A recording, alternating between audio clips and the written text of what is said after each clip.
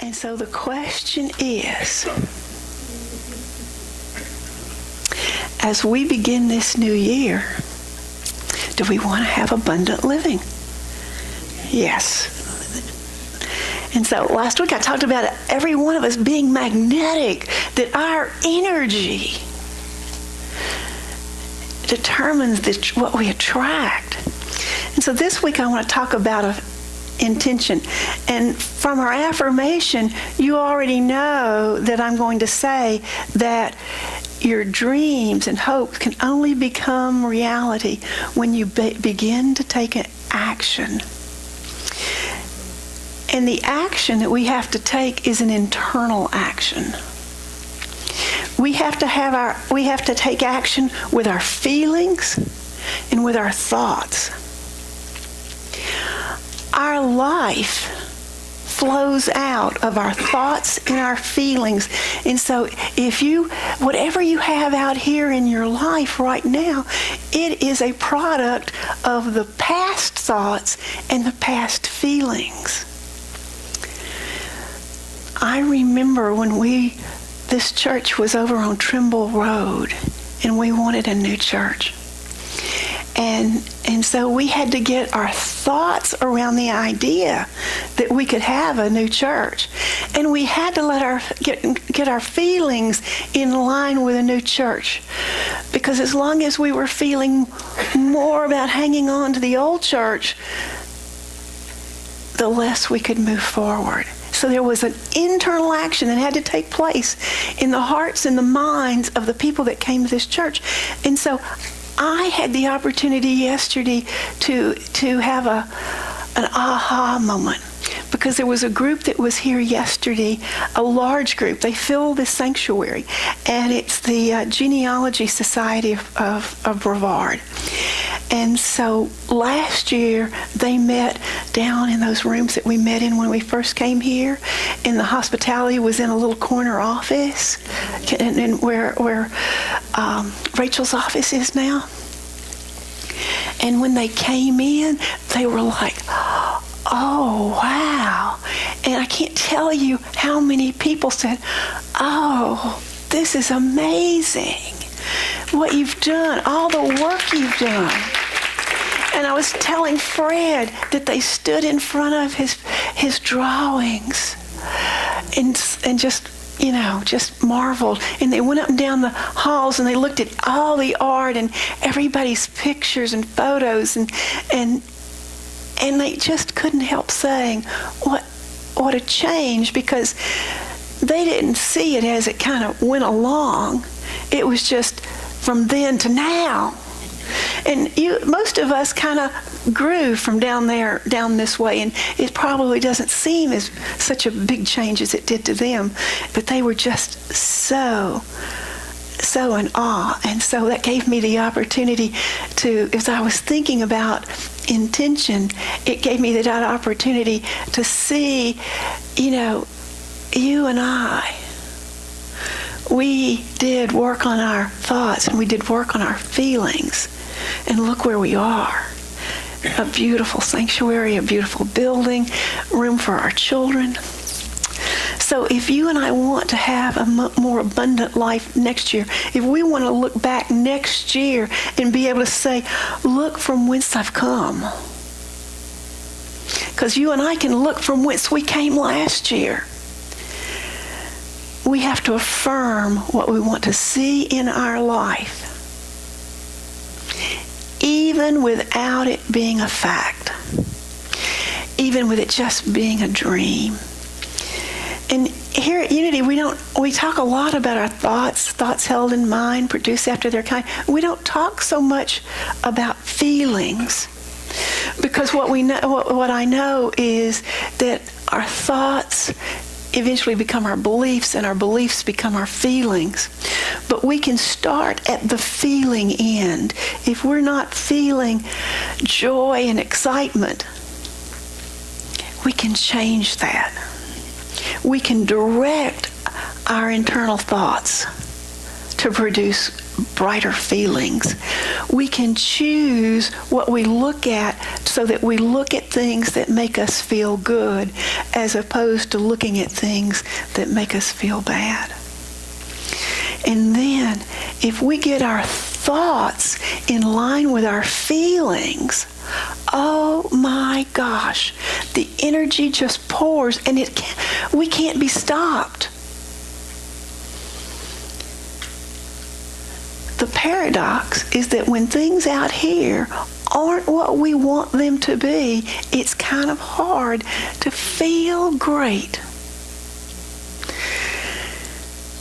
It's hard to attach positive feelings to things that we cannot see at that moment. We get so wrapped up in what is in this moment in my life that we can't attach a positive feeling to that which we are bringing forth. And we get swamped by our negative feelings. Anybody in here can relate to that? Yeah. A number of us can relate to that. And on different days I can relate to that. In different hours I can relate to that.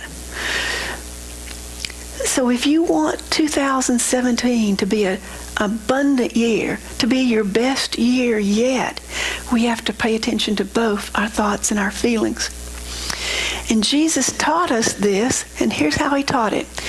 He said, whenever two or more are gathered in my name, there I will be also. And so on a physical level, when two or more of us are gathered here, we know that Christ presence is here and that the outcome is greater than 1 + 1 + 1. In unity, we metaphysically interpret Scripture. So when we look at that verse, how can two or more be gathered inside of me? How can two or more be gathered inside of you? Well, if you get your thoughts and your feelings, you get your actions and your words, you get all those things going in the same direction, it's unstoppable. I know that you've heard the story about Charles and Myrtle Fillmore and how they started Unity, but I always love just mentioning that story because I always know that there's someone in the room that hasn't heard the story. There's a home that Unity calls home called Unity Village. It's now called Unity World Headquarters in Lee Summit, Missouri, and it is a beautiful place. But it wasn't always there. Charles and Myrtle Fillmore were just ordinary people. And Myrtle was ill. And she had pretty much been told that she was going to die. And she heard a lecture, and the lecturer was by a man named E.B. Weeks, and he said, "You do not inherit illness." And so she thought she was dying from an illness that she had inherited, something that she'd had all of her life. And she went home and she began to pray. You have to remember that this is in the late 1800s, and so medicine wasn't quite a science then. It was more of an art. And she went home and she prayed and she prayed and she got a hold of that idea that I do not inherit illness. And she started thinking about the parts of her body that had served her well, and she began to say thank you, and she began to get the thoughts in line, and then as she did that, she began to get her feelings in line with that. And she had a healing. And that healing was profound for her, but it was profound for all the people in the neighborhood. They saw a woman who was going to die well. And so, what did you do? I prayed. And so what happened is people came to their house and prayed. And Myrtle and Charles Fillmore prayed with them. And they believed in the power of prayer so much that miracles happened. People were healed. And slowly but surely, this became their life's work. And they didn't have Unity Village. they were meeting in downtown Kansas City, and somebody gave them the property where Unity Village is, and they didn't have the money to build a village with lots of buildings. It was called the Farm back then. But at that point, Charles and Myrtle set their intention, and they did that in a form of a covenant. They made a covenant with God. They said, okay, God, here's what I intend to do. Now you release all the energy that is necessary for that to happen. Well, that's not exactly what they said. Here's what they said. We, Charles Fillmore and Myrtle Fillmore, husband and wife, hereby dedicate ourselves, our time, our money, all that we have, and all that we expect to have to the Spirit of Truth, and to the Society of Silent Unity. It being understood and agreed that said Spirit of Truth shall render unto us an equivalent for this dedication in peace of mind, health of body, wisdom, understanding, love, life, and abundant supply of all things necessary to meet every want, without our making any of these things the object of our existence. In the presence of the conscious mind of Christ Jesus, this 7th day of December, 1892.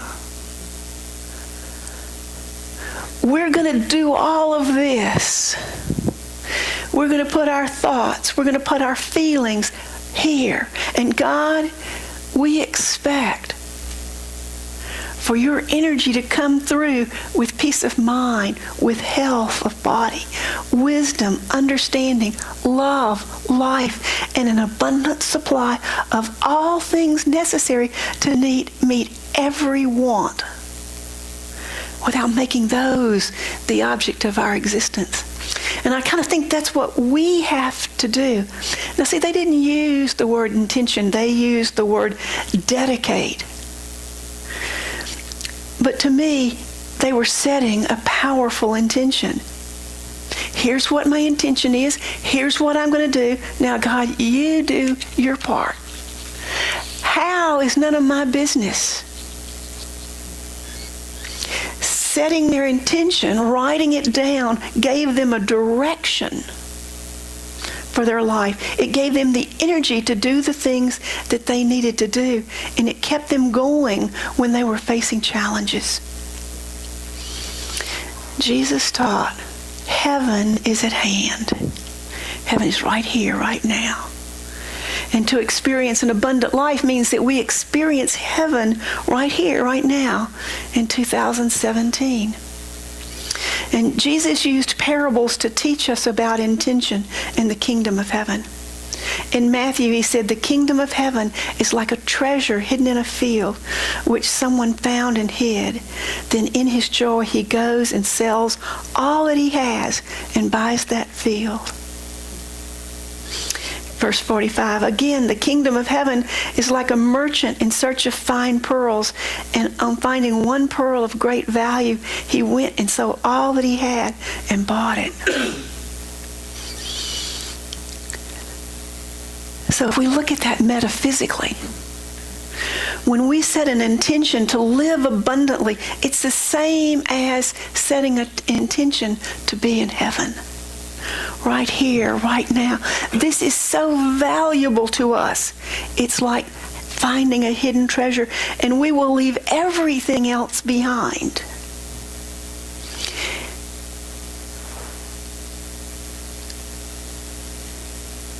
Three years ago, we made a decision to leave everything else behind to come here.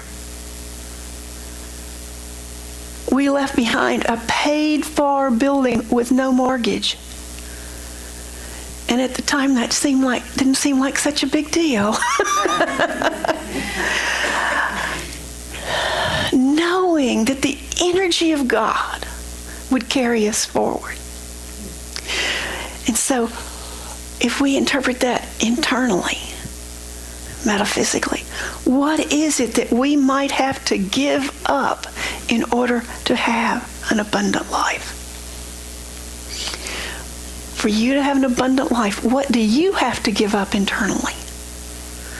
What thought, what belief, what habit, what action do you have to give up? Well, the crux of this lesson is that you and I have to do some soul searching. We have to be aware.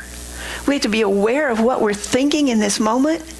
And anytime that we're feeling less than it's heaven now, we have to say, what am I thinking? What am I believing? We have to make a commitment to get our thoughts and our feelings in alignment. We have to pick out the weeds and throw them away. Every time we find ourselves saying, oh, I always fail, we have to get rid of that thought. We can no longer think it. Every time we think, I don't like that person, we have to get rid of that thought. And we can't do that just on Sunday between 9:30 and 10:30 or between 11 and 12. Thing is, we have to do it over and over and over again. You and I have to have mental discipline. We have to have spiritual discipline. What did they call it in school and your report card? No, it wasn't demeanor. There was a word that they, self-control. Did anybody get bad marks in self-control?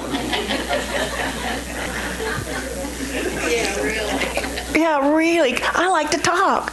I mean, they didn't do it. I mean, who would have known? I love to tell this story that I'm about to tell you, and I want to tell you that I told this same story, because I love it so much, almost the same day 10 years ago. Because I was talking about the same thing. In that year, I went looking for the story, and when I found it, I realized that in 2007, we said that was going to be our best year yet.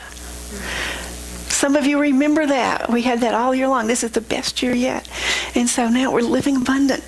And the story is about a man named Legson Kaira. I can't say it. I will say Legson. He was born in Tumbuka, and he was educated in what is now Malawi. Missionaries came to his African village bringing religion and education. And there in his village, he wanted to be like the heroes that the missionaries talked about. And one hero was Abraham Lincoln, the 16th American president, who had risen from poverty to become president, and that he fought tirelessly to end slavery. And another one of his heroes was Booker T. Washington, the foremost black educator of the late 19th and earliest 20th century, who cast off the shackles of slavery to become a great American reformer and educator, giving hope and dignity to himself and to his race. And so, like these great role models, Legson wanted to serve humanity, to make a difference in the world. And to realize his goal, he knew that he needed to be educated, and he wanted a first-rate education. And he knew, because his missionaries were from the United States, from America, that he needed to get there. And so he set an intention to come to the United States and get an education. When he was 16 or 17 years old, he sought his parents' blessings to go study in America. His parents were illiterate. They did not know how old he was. He could have been 16, he could have been 17, they weren't sure. They didn't even know where America was. But they gave him his blessings. And his possessions when he left home were very meager. He had 5-day supply of food, a Bible, and Pilgrim's Progress. He had a small axe, and he had a blanket. and he set out on the journey of his life. He was going to walk from his tribal village north across the wilderness of East Africa to Cairo, and there he would get on a ship and go to college. After 5 days of trekking, he'd only gone 25 miles. He was out of food, his water was running out, and he had no money.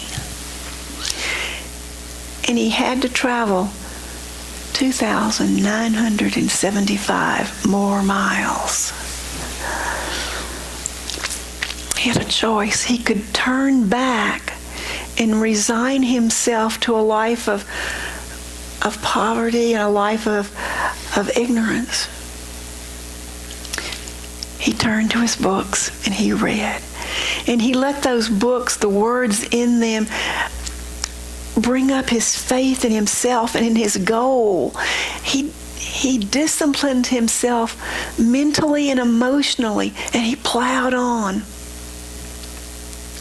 By January of 1960, 15 months after he started out, he had traveled nearly 1,000 miles. Still had 2,000 to go. And he got to the capital of Uganda, and he was growing stronger in body and wiser in the ways of survival. And he remained in the capital, Kampala, for 6 months. He did odd jobs, and he spent every spare moment in a library reading voraciously. And in that library, he came across a illustrated dictionary of American colleges, and he found Skagit Valley College in Mount Vernon, Washington, had a picture that he liked. And he wrote to the dean explaining his plight and requested a scholarship. And the dean was so impressed with his determination that he granted him a scholarship and said that he would give him a job to pay for his room and board if he got there. Another piece of his dream had fallen into place. Yet more obstacles faced him. For one thing, he didn't have a passport. He didn't have a visa. He didn't have a birth certificate. He could not provide the government with a birth date. To get a visa, he had to have a round-trip airfare to the United States. So he picked up his pen and his paper, and he wrote to the missionaries who taught him since childhood.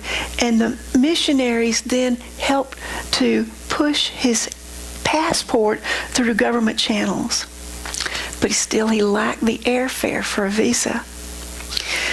Undeterred, he continued to walk toward Cairo, believing that somehow he would get there. Not knowing that at the same time, students at the college, hearing his story in the surrounding town began to collect.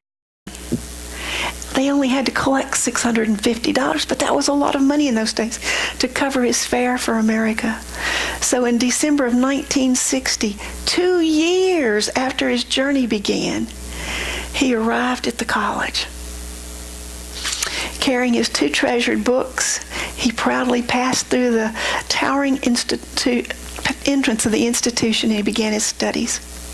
And he didn't stop there. Once he graduated, continuing on his academic journey, he became a professor of political science at Cambridge University in England, and he's a widely respected author. Can you even begin to imagine the mental and emotional discipline that Legson had to have from the time he left his village with a little bit of food, walking 3,000 miles? I think about mile 5, I'd have sat down and cried. Setting his intention, keeping his thoughts and his feelings forward, paying attention that when he had those things that were feelings that were not good, finding a way to get himself back on track, finding a way, reading the Bible, reading his book, going to the library, doing whatever necessary to keep himself facing forward. So my question for you is, what is your intention for 2017? Do you want to live a more abundant life? And when we get to January of 2018, and I know we will, I know we'll get there. Sure as water, we're going to get there, and we're going to be looking back and we're going to say, has 2017 been a more abundant year? I want to have an abundant year. So I want you, all of you, to help me. If you hear me expressing something that is less than heaven right here and right now, call me on it. If you hear me complaining, call me on it. Ask me, are we in heaven yet? If you hear me moaning, complaining, griping, and yes, Gerald, if you can hear me in the hospitality area, if you hear me moaning, complaining, griping, witching, ask me, are we in heaven yet?